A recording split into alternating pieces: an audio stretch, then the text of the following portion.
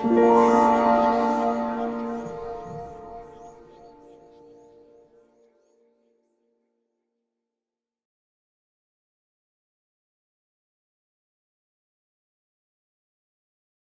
we're very happy to listen today to Haina Wang from Princeton University, who will tell us about inverse statistical mechanics, inferring interactions from material spectra.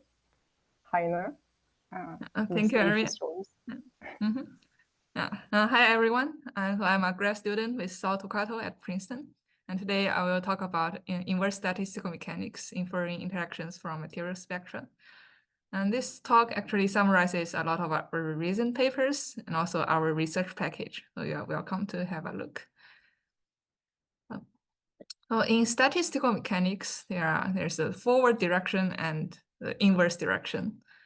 So a forward direction goes from microscopic structures and interactions. And from that, we can do a simulation or a direct experiment to get to macroscopic properties, such as the pressure, the total energy, and so on. And inverse stat-mech goes the opposite direction.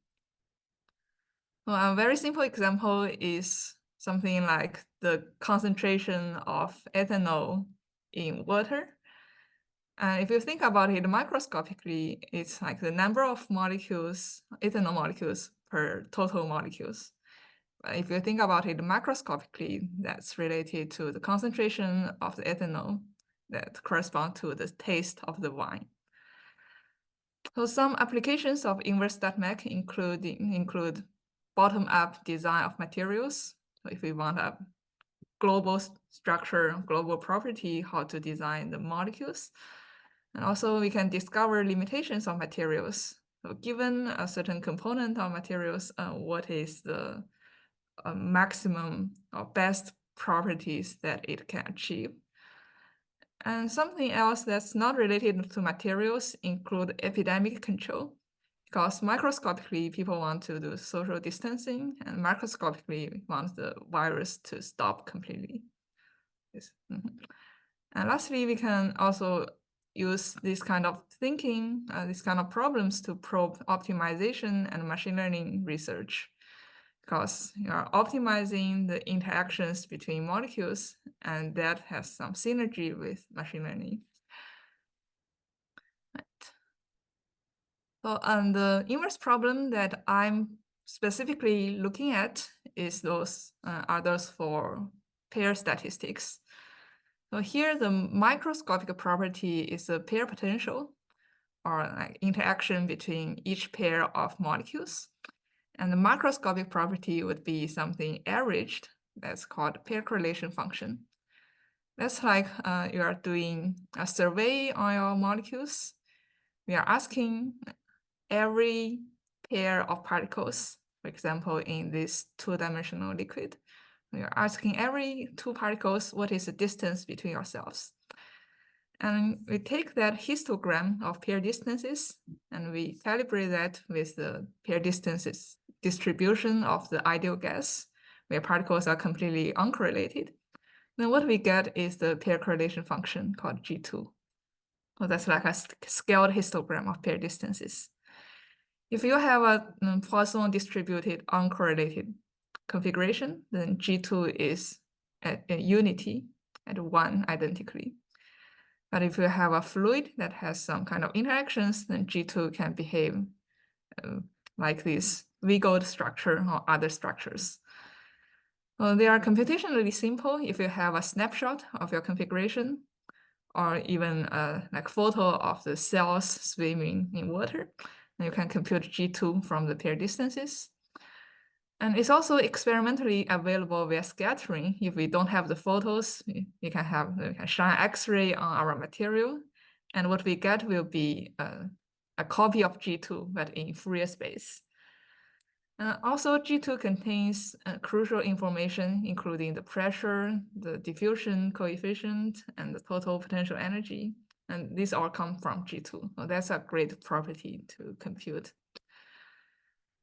And as I just mentioned, there's a doppelganger of G2 in Fourier space. That's called the structure factor. So that's formally defined as 1 plus the density rho times the Fourier transform of G2 minus 1. So G2 minus 1 is the H here. Now here we have 4 scattering pictures.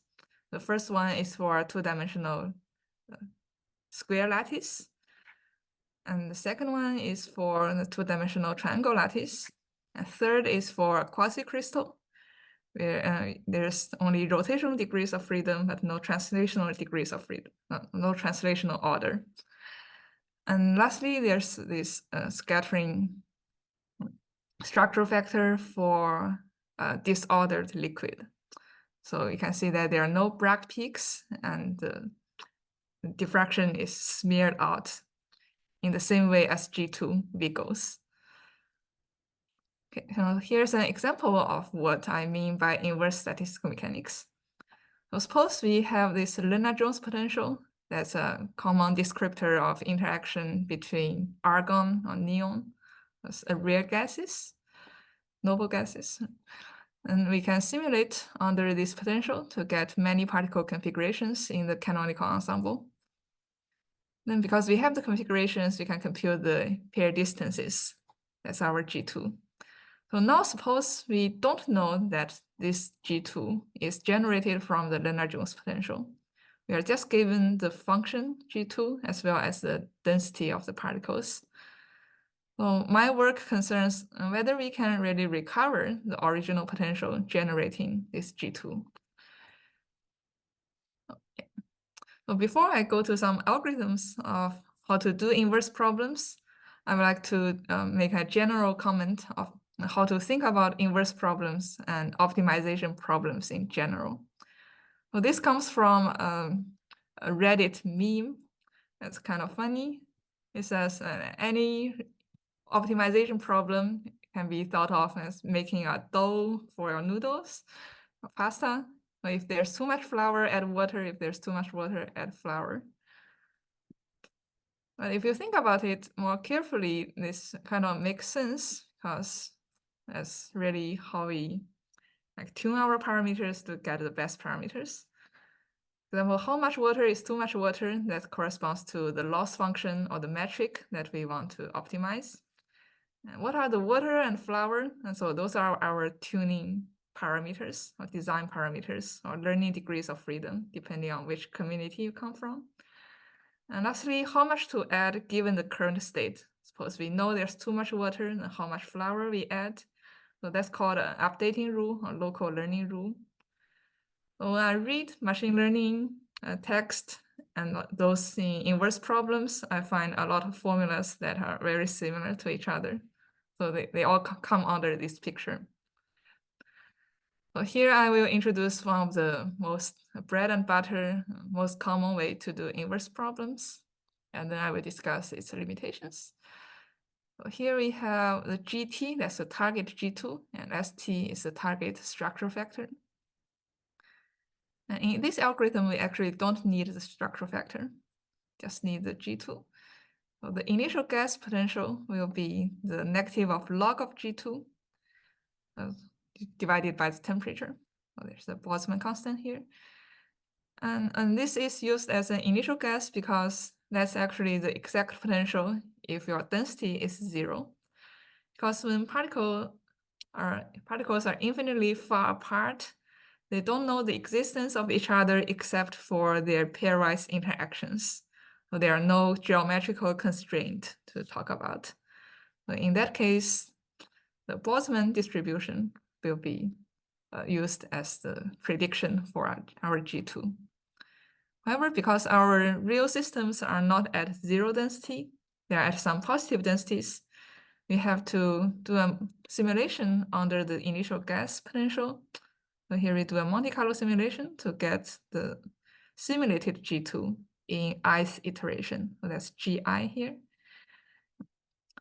Then this GI will be different from our targeted GT because the densities are different. So one is at 0 density and the other is at positive density. So to get the real potential at this positive density, we have to tweak the original potential. So here we have this updating rule. It says if G2 is too large, we increase the energy at that distance. So in that way, there will be fewer particle pairs with distance r. So G2r in the next iteration will be smaller at that r. So how exactly we do this update is that we add to the original gas potential by the difference between the log of the targeted G2 and the simulated G2. Then we can go to the next iteration. Well, this is a super easy way to do inverse problems, very easy to code. However, there are some limitations, and the major limitation is that the solution is not unique, even if in cases it should be. Well, it should be, the solution should be unique because we have this Henderson theorem coming from the second law of thermodynamics. Well, it says that if you have a lot of particles that are only interacting with pairwise interactions, so here we are ignoring 3-body, 4-body interactions, although they happen in real life. But with this theorem, we're only considering pairwise interacting particles. Well, given a density and temperature, positive temperature that are fixed, then this theorem says the pairwise interaction that generate this target G2 at equilibrium will be unique only up to additive constant. So the force will be the same, but the potential can be added with an arbitrary constant. However, in practice, we find that very different potentials can give us very similar G2. So for example, in our 2020 paper, we find that here's this black G2 hidden behind the red G2. So those pair correlation functions can lie on top of each other almost exactly. However, when we look at their potentials, we find that the red potential and the black potential are very different. If I shift So, the red potential, sorry, to understand what you're saying, the solution is not unique because there's a resolution problem in yes, your I think computations. Okay, great. Yeah. Thanks. Yeah, there's a sensitivity problem. Well, actually, the title of this paper is called "The Sensitivity of Pair Statistics on Pair Potentials." So I will get to this point in the next bullet point, because there's really, as you said, there's a resolution issue in the tail of G2. Actually, the red G2 is a little bit lower than the black G2, but if you just plot it like that, firstly, the difference are buried in the tail. The tail is nearly flat. We cannot see anything. And secondly, there are some noise due to the simulation. And so even if there are some little difference, the difference is not as great as the noise. So that's causing the G2 to be so similar. However, if we plot the structural factor, we see that the red structural factor is smaller than the black structural factor at small k values. The k is a wave vector. So that means there's actually a little bit difference in the tail of G2, but they are so small that we cannot detect when we just plot it. But when we do the structural factor, we are doing a Fourier transform, and the Fourier transform at small wave number correspond to the G2 at large wavelength. So that large R for G2 is small k for S of k. And because we are doing that integral, we are accumulating the little difference between the black and red G2. So that's why we can see this difference in the small k values of S of k. Does that make sense? Okay. So I think the key point is that the G2 and S of k contain the same information, but they emphasize on different parts. So G2 emphasize on the small scale behaviors, and structural factor concerns the large scale behaviors. So, yeah, so our solution to improve this algorithm is to target both G2 and S of k. There's actually a paper that has done this, not by us, but they discovered that sometimes incorporating both G2 and S of K will be beneficial. It increases the accuracy.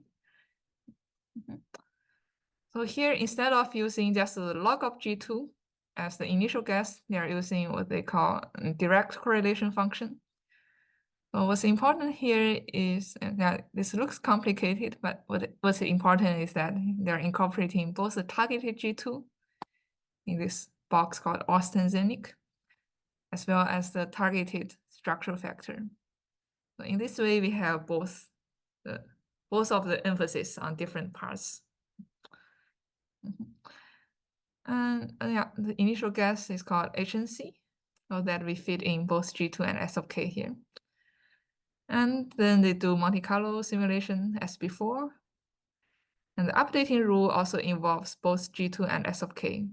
And in fact, it's just the previous potential plus the difference between HNC approximations of the targeted pair statistics and the simulated pair statistics. And by pair statistics, I mean both G2 and S of K. Yeah. Then we go to next iteration. So this algorithm is great because it can really yield the true potential if it's short-ranged. If it's long-ranged, there are some problems because we are cutting off the potential at some distance. And then we are doing Fourier transform. Another good thing is that it converges fast. However, as I said, there are also some limitations. Firstly, it does not have a clear objective to optimize. It tries to target both the head and tail of the pair correlation function, but it doesn't have a number that tells us whether it is good enough. And secondly, as I said before, there are too many Fourier transforms. And because we are cutting off the potential, we are cutting off the structural factor at some finite distances. But in fact, in thermodynamic limit, the structural factor and pair correlation function will be infinite. We are accumulating what they call Gibbs artifacts. The Gibbs artifact comes from the truncation of a function that's defined on infinite range. So for example, we have a rectangular function and we do a Fourier transform. So up to now it's good. But if we truncate this Fourier transform at some finite distance and we Fourier transform back into the direct space, we find that there are some artifacts here due to that truncation. So note that for this previous algorithm, we are doing Fourier transform in each iteration. So here this in ostensinic, we have f-1, that's the inverse Fourier transform.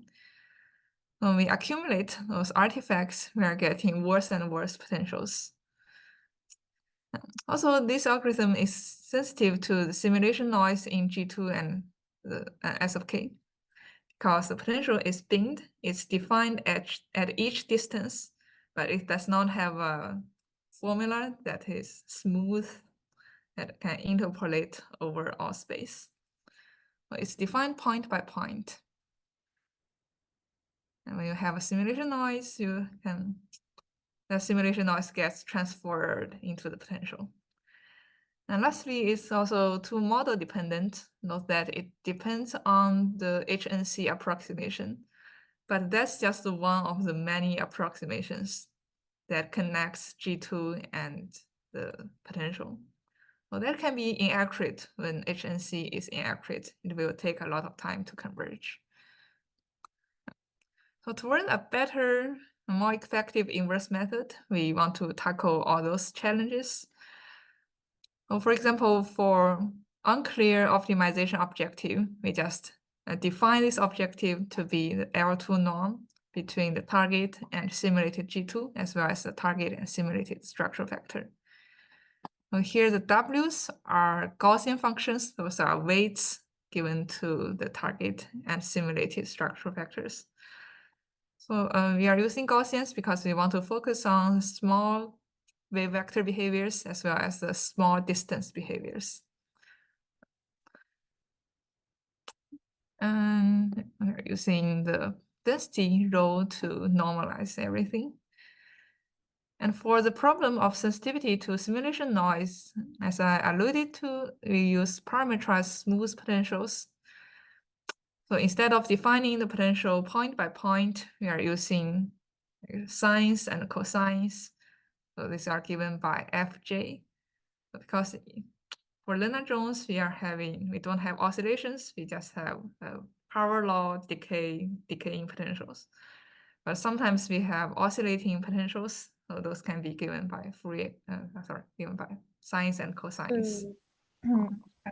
Here if I understand correctly, you're assuming, you have to assume that your potential has a specific form to be able to write it like that, right? Yeah, we guess the initial form from the HNC. But once we have the initial form, we can fit that function with the sine, decaying sines and cosines.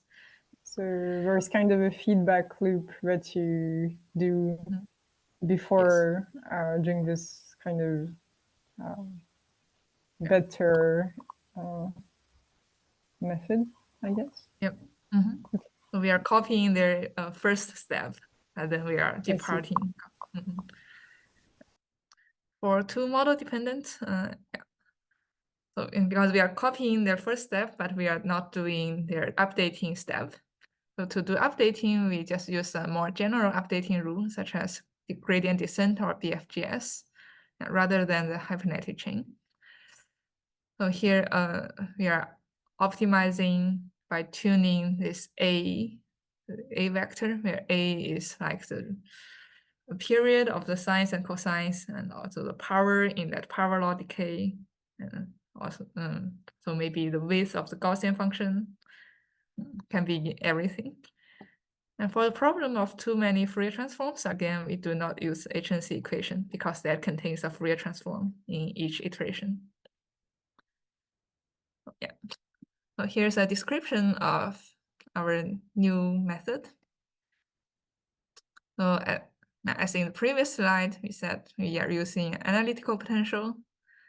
And the basis function need not to be orthogonal, only the sum is important. So we have found a lot of cases where we are starting from completely different basis functions, but in the end we get the same sum up to some tolerance. So then we consider them to be the same potential too. The initial form is given by the HNC, statistical mechanical theory.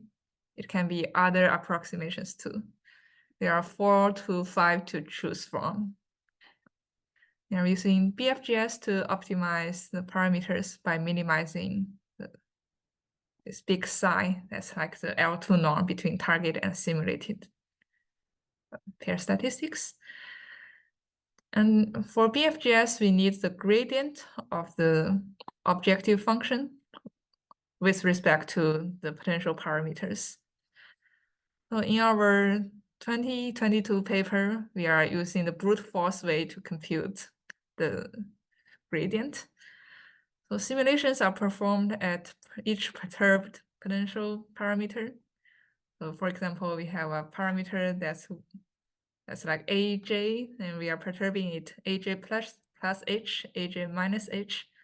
We are doing 2 simulations with the perturbed potentials, and then we compute the difference.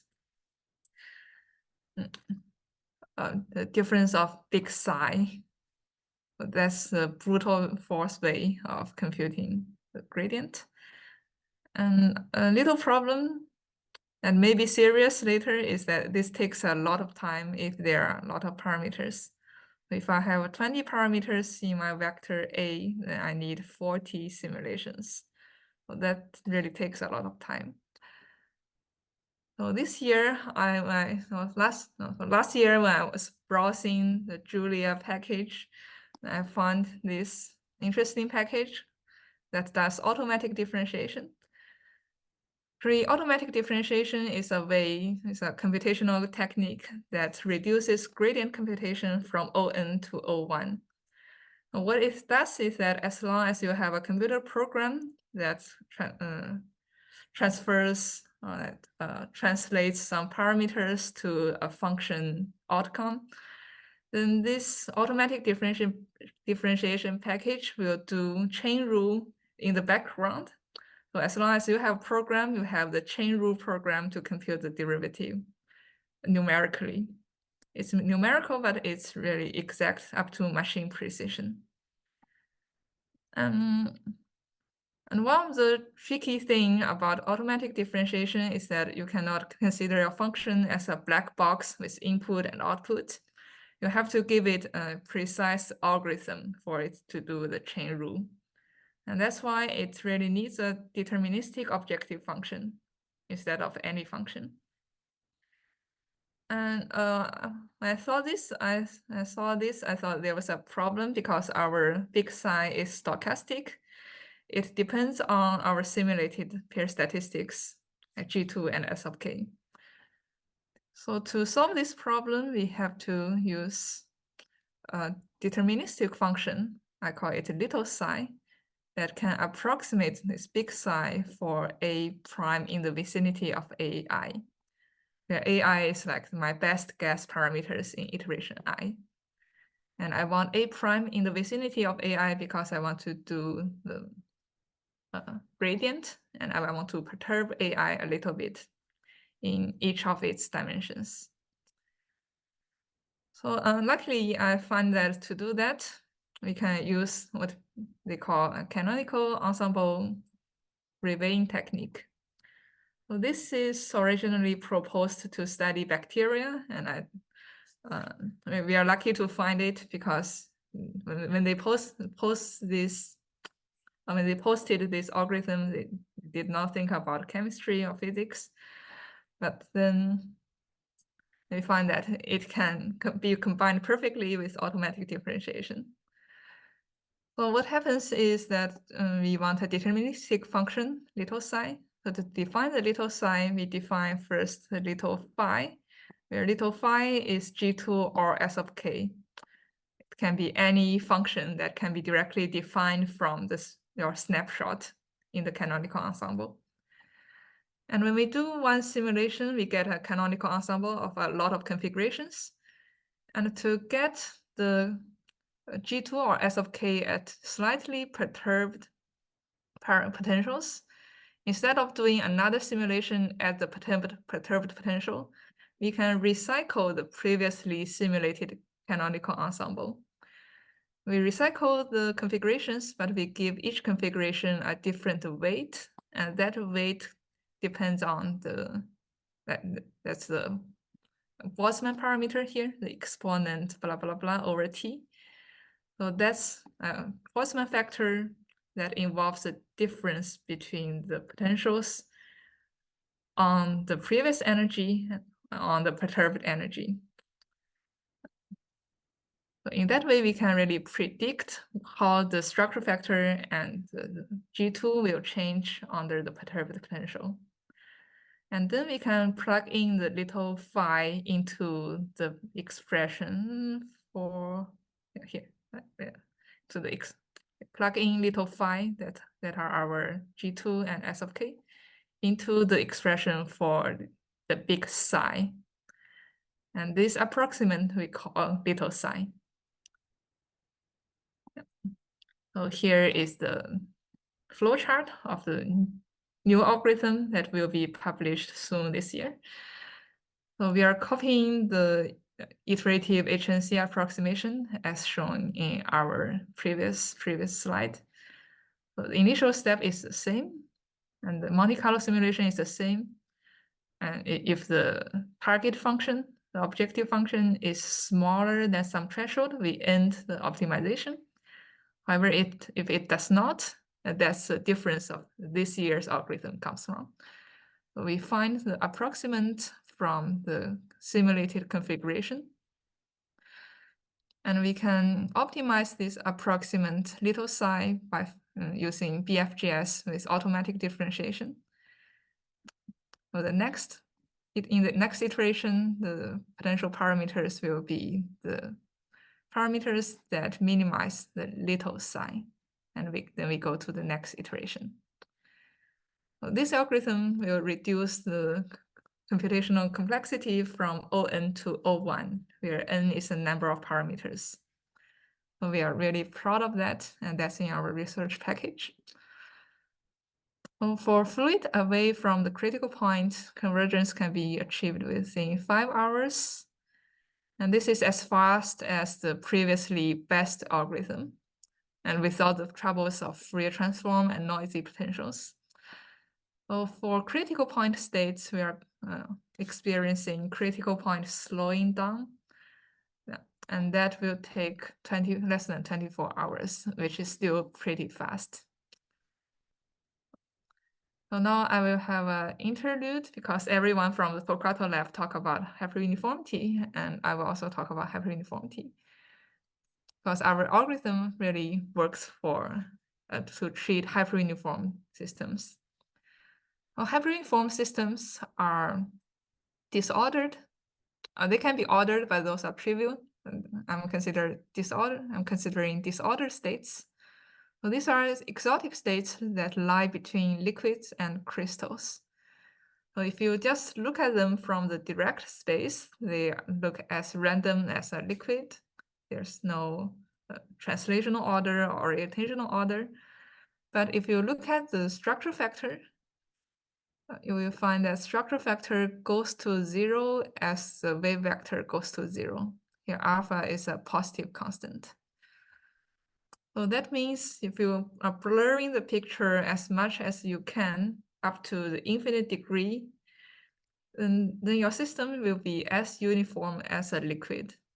The infinite wavelength density fluctuations will be really infinitely suppressed for any hyperuniform states.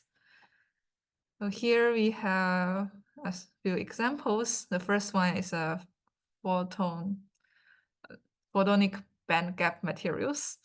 The second one is circularly swimming algae. They have this effective repulsion that force themselves to be distributed as uniformly as possible. And the third one on the bottom is the distribution of cells in birds' retina. So here, different colors refer to cells with different colored sensors. So because a red sensor don't want to sit on top of a red sensor, they also have this effective repulsion that goes to infinite wavelengths that causes this system to be hyperuniform. I'm mentioning hyperuniformity because our algorithm really can treat long-range repulsive interactions, such as Coulomb repulsion, that cannot be treated by previous techniques, because those previous techniques, they cut off their potentials, and we don't. So here the point is that to achieve hyperuniform states, we want these really repulsive potentials. They are so repulsive that if you integrate these potentials over all space, you are getting diverging energy. Because energy is diverging, if you just consider pair interactions, we also need a one-body background interaction to maintain overall charge neutrality. I think if you come from the quantum background, you may be familiar with the Gilliam model. So those are negative charge particles moving in an ocean of positive charges. So here for hyperuniform states, we have to have this kind of situations. As I said, the hyperuniform pair statistics cannot be treated by AHNCI because it truncates potentials. So with our inverse algorithm, we can do hyperuniform states. And here are some applications of this new inverse algorithm. Firstly, it can probe realizability of pair correlation functions. So that is to say, if you doodle a potential, I don't know whether it corresponds to a real system. We can use our algorithm to try it out to see if there is a real system corresponding to our doodle, our arbitrary pair correlation function. And we can also study equilibrium systems corresponding to exotic non-equilibrium pair statistics. Because non-equilibrium pair statistics, they can also pretend to be a liquid, and whether it can really be a liquid, whether there is a liquid that really mimics the non-equilibrium system, that's kind of interesting. And the third point and fourth point, they are related to the second point. We can quantify non-equilibriumness, for example. And if we have two systems with the same pair statistics, we can study the higher order statistics to understand what's happening with the dynamics. So for the realizability problem, we say if we doodle a function, can it be the pair correlation function of some many-body system at a given density and temperature? So we know some necessary but insufficient conditions for realizability. For example, G2 has to be greater than 0, and structural factor has to be greater than 0, greater or equal. Yeah. But we don't know, except for these conditions, what else. So we really need some good numerical algorithms to probe what is realizable by a real system. So here we applied our algorithm on the hyperuniform Gaussian pair statistics. So here G2 is given by 1 minus Gaussian, and structural factor is the Fourier transform, so it's also 1 minus the Gaussian. And we find that these functions are really realizable by real many-body systems in 1, 2, and 3 dimensions. So here are our snapshots for the systems that achieve Gaussian pair correlation functions. And we can also design a critical point, because critical points are states where the structural factor blows up. See the right-hand side, the structural factor will blow up at k goes to 0. So that's anti-hyperuniform, because hyperuniform means the opposite thing. It means structural factor will go to 0 as k goes to 0. So here for critical point, the structural factor goes to infinity as k goes to 0.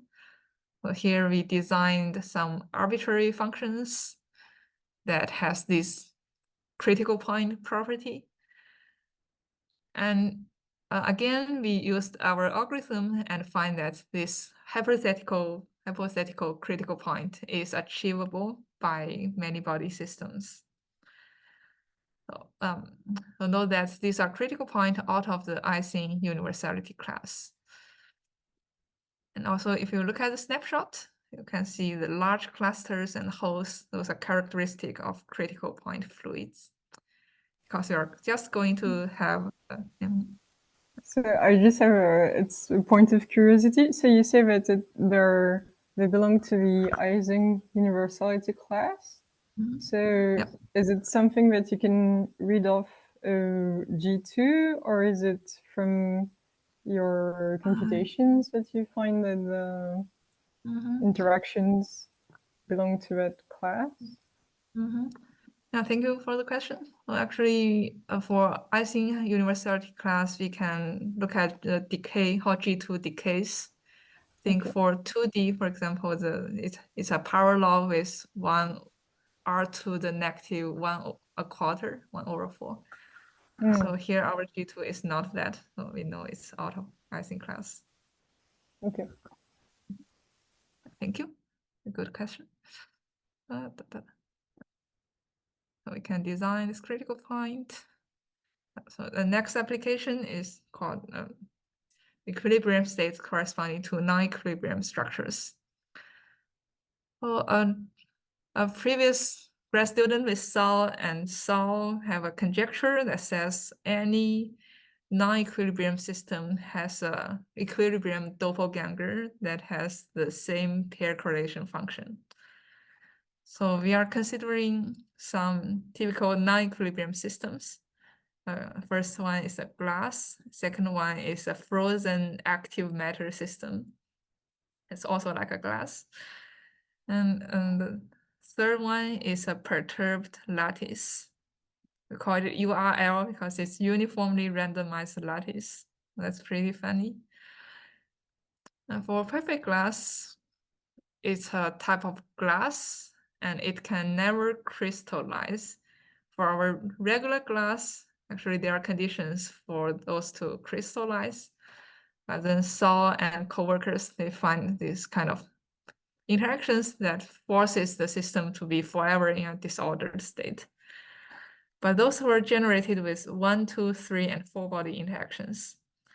And here with our new algorithm, we can find only a system under only 1 body and 2 body interactions that mimics this non-equilibrium glass. So I think if you look at figure A and figure B, figure A is non-equilibrium, figure B is equilibrium, and you cannot tell the difference by just looking at them. There are ways to tell the difference, but if you just look at them, they are very similar. If you look at figures D, E, F, it's obvious that the pair correlation function and the structural factor are matched for both the target non-equilibrium state and the optimized equilibrium state. So, yeah, so that's exciting. And we tried another example. Here, our example is called a critical absorbing state, first proposed by Hexner and Levine. So in this model, you are starting with Poisson gas uncorrelated particles. So each particle has a radius, and we are considering particles with the same radius, so that's monodisperse. And if particles overlap, we give them a random kick. But if a particle is isolated, it does not overlap with any other particles, then it's dead, and dead particles do not move. So here we know for a fact that there's a maximum density above which you cannot achieve a state with 0 activity, but below this threshold density, we can always achieve a state where every particle is dead. And in 3 dimensions, this maximum density is at 0.205. So by the way, at this maximum density, the system becomes hyperuniform. And we show that these pair statistics at this highly non-equilibrium state can be mimicked by an equilibrium state under 1 and 2 body potentials. So in figure A, it's like this frozen active matter, where every particle is dead, they don't move. And in figure B, we are having this equilibrium liquid, particles are moving around, but when you take a snapshot, it looks really the same as figure A. And if you look at figure C here, that's the effective potential. And it really has a sharp minimum at contact. So inside of this contact, the particles are hard spheres. They cannot penetrate. But just at the contact, we are having this strong attractive interaction between the particles. So this happens because in the non-equilibrium system, particles are kicking around to avoid contact. But at this maximum density, the particles become quite crowded. If the density is just a little higher, the particles will become overlapping. So that's why we are having this attractive interaction showing that the system is going to be crowded. They just want to contact. They just want to overlap, but they don't overlap. Our last example is uniform randomized lattice. So that's quite simple. So to create a URL, you just take a 3D cubic lattice, and we perturb each lattice in this each lattice point in this cubic lattice by a random vector that's uniformly distributed on its own unit cell. So distribution of each particle will be filling its unit cell. And if we do this, we will find that the structural factor and pair correlation function look like those for a liquid. There are no Bragg peaks that are characteristic of the of any crystals. It does not look like a crystal. And we also show that this pair correlation function can be achieved by an equilibrium system that's a liquid and not a crystal. In this way, a perturbed crystal and a liquid can share the same structure up to pairwise correlation.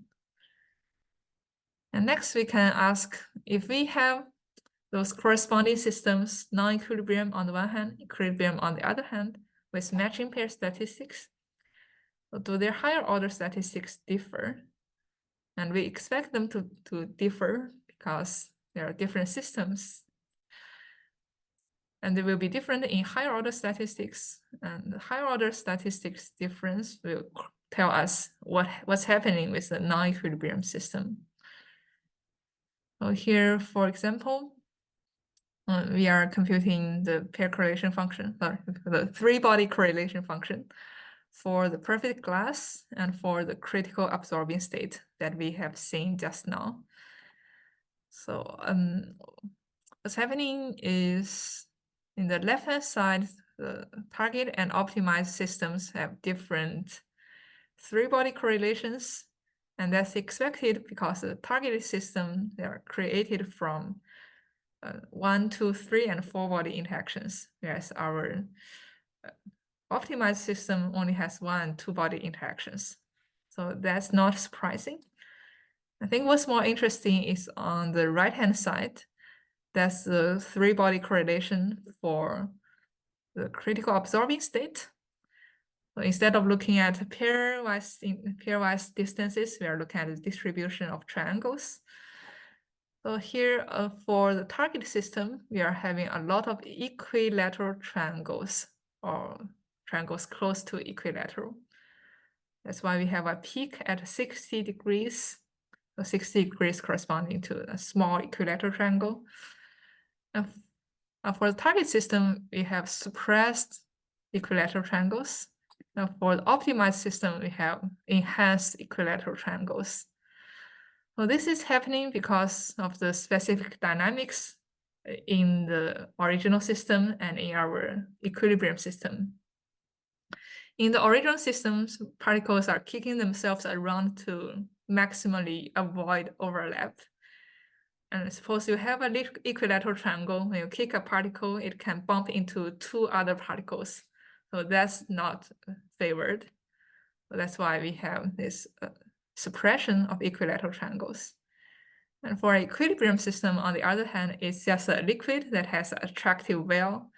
So particles tend to form clusters.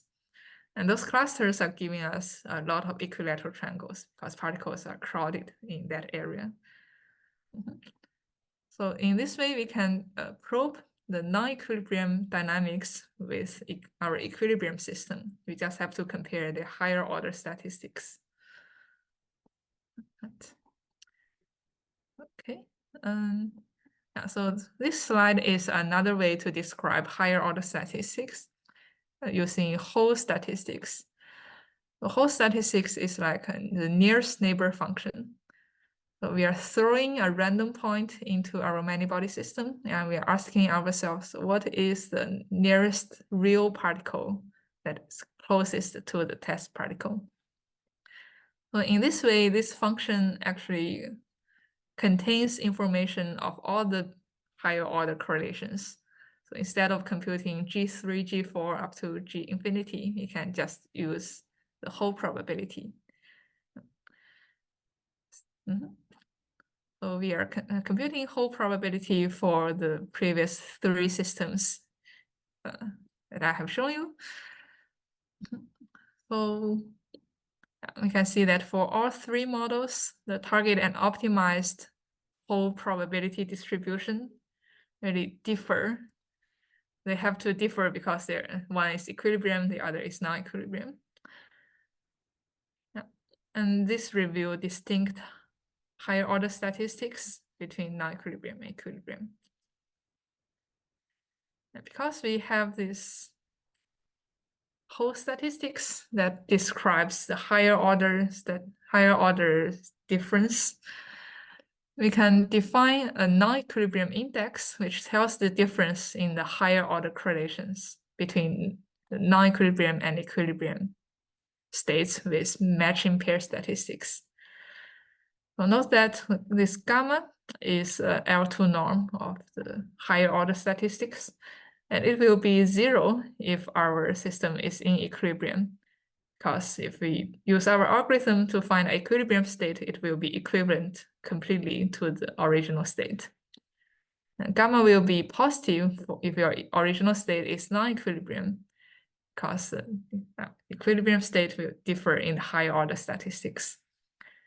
So here, the system that achieves the highest gamma will be the cloaked URL. That's the perturbed lattice. So that's quite expected because the original system just looks like a liquid, but it's really a perturbed crystal. And our equilibrium state is really a liquid. Nice. Now, actually, if you compute the distribution of tetrahedrons, that's G4, for the perturbed lattice, you can see the Bragg peaks again. It's just that for the pair correlation, we cannot see the Bragg peaks. An equilibrium system is a liquid. It can never contain Bragg peaks in any G3, G4, so on. And some other applications that we find this year is like control diffusion, drug delivery, catalysis. So those all depend on the diffusion coefficient of your particles in your system. And we find that those have a nice inverse correlation with the order metric tau, and tau is like an integral of G2 minus 1. It's a integral of G2 minus 1 squared. The larger the tau is, the more translation order your system has. So now in order to design a system with a targeted diffusion coefficient, we can design its pair correlation function. And once we design the pair correlation function, we can use the inverse algorithm to find out what are the expected interaction between particles. And to connect with experimentalists, we challenge them to design polymer grafted nanoparticles that can achieve the desired pair statistics. So here are some future work that I'm considering. It will be very fast. I'll go through them. So why are inverse problems harder than forward ones? One of the reasons is not in our control because we are erasing microscopic information when we do statistical mechanics. So that's really the point of statistical mechanics, which is to ignore some microscopic details to get macroscopic global properties. We cannot do much about that. We are unblurring the picture, in fact. But I think we can do something to the second point, which is we have to iterate to optimize the design parameters.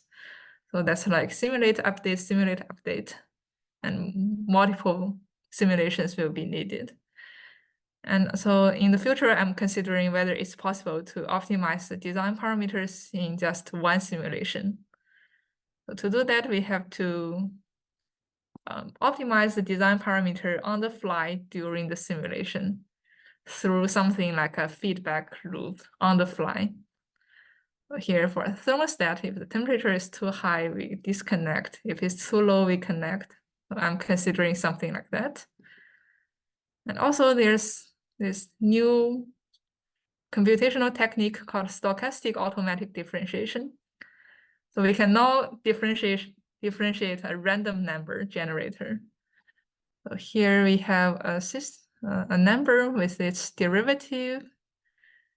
And if we do a Gaussian variable, it not only tells you what the Gaussian variable is, but also what it will happen, what the Gaussian variable will be if your parameter is changed a little bit. So I think in this way, we can do on-the-fly optimization of the parameters during a Monte Carlo simulation.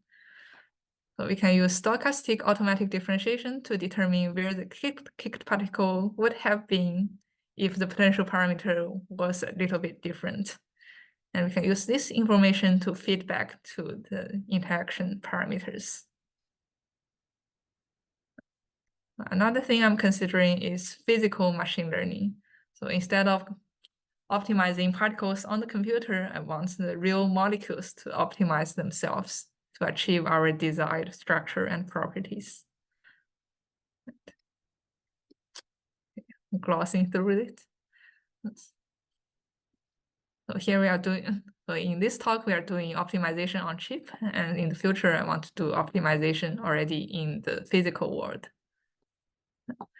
So in conclusion, our inverse methodology enables us to explore the realizability of two-dot pair statistics. And non-equilibrium equilibrium correspondence enables us to study the higher order statistics of systems and also characterize how out of equilibrium a non-equilibrium system is. And our method will enable experimentalists to design self-assembly of soft matter systems.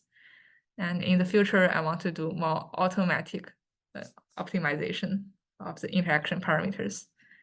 Thank you very much. That's all for my talk. Thank you very much.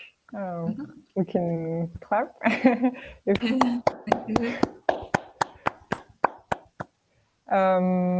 Yeah, it was a really, really nice talk. Thank you. Very pedagogical.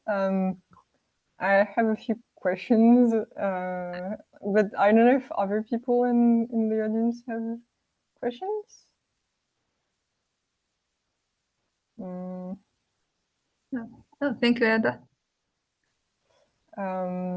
So yeah, they're a bit all over the place, but so one very kind of computational question is there a specific reason why you decided to use Julia as a programming language for your computations? Oh, very nice question. It's faster than Python, and it's actually designed for automatic differentiation. I went to the Julia conference last year, and everyone was talking about automatic differentiation. Okay, so it's kind of a specific thing to Julia that's not as efficient in Python or other languages. Well, programming wise, is you don't have to like load the NumPy package. Because Julia is like Python plus NumPy.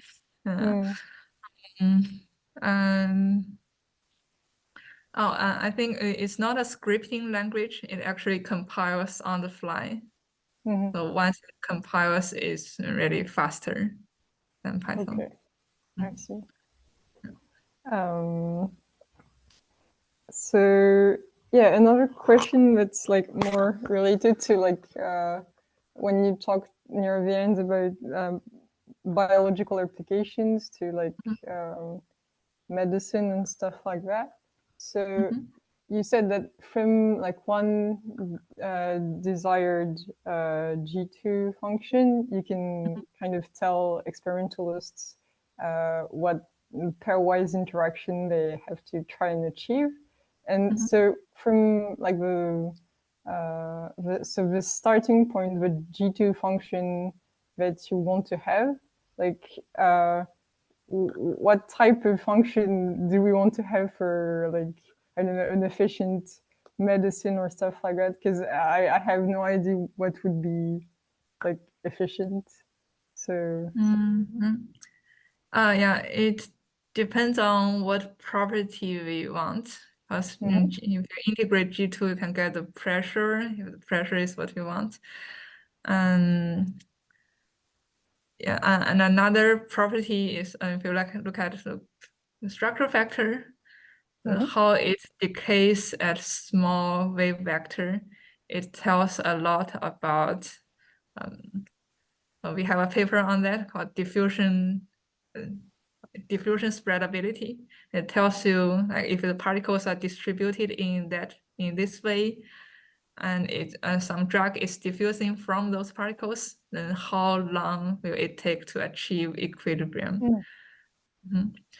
So how fast the medicine works in some sense? Okay. Can really tune the small time diffusion and long time diffusion from the structure factor. Yeah, that's cool. Mhm. And so I still have another question. Yeah, I don't know if great. other people want to ask things, like don't hesitate. But okay, so my last question is like a bit more like at the end you talked about kind of making matter, in particular biological matter, do machine learning without computers. It sounds super cool, but I have no idea what it entails, like concretely. Can you tell us a bit more about that? Yeah, I have some prototypes. Those are like toy problems, but captures the idea. So I have a program where particles, there's a swimmer. It can extend its two arms. And I think in water, oyster can swim like this, but in a highly viscous liquid, you have to have 2 degrees of freedom. Have to extend one arm, and extend the other Yeah, arm, and so I on. guess because you can't have like a reversible movement, otherwise you stay stuck in Yeah, place. Yeah. yeah, yeah. So I have this reinforcement learning program where these two arms can learn to cooperate in order to get to a food source, and so on. And I think people can achieve it with protein engineering. Oh, So that's yeah, sounds like very futuristic, I would say. yeah, Oh, yeah. that's super cool. Okay. Mm-hmm. So it's like specific types of like synthetic molecules that have been created because they react quickly to stimuli, or Mm-hmm. I'm just trying to imagine what it Yeah, is completely. it's more like using biological molecules to achieve informatics. So we Hmm. want to have AND gate, LOT gate, if, else, so on. So, but from Many like proteins do that. pre-existing proteins that kind Yeah. of are really already in nature and biological systems. Mm-hmm. So in Okay. the cell, there are a lot of transcription controlling of which gene should be expressed if the Yeah, other that's genes true. are expressed. I see. Mhm. So I'm it's still like, figuring out what's the best protein to achieve this swimmer.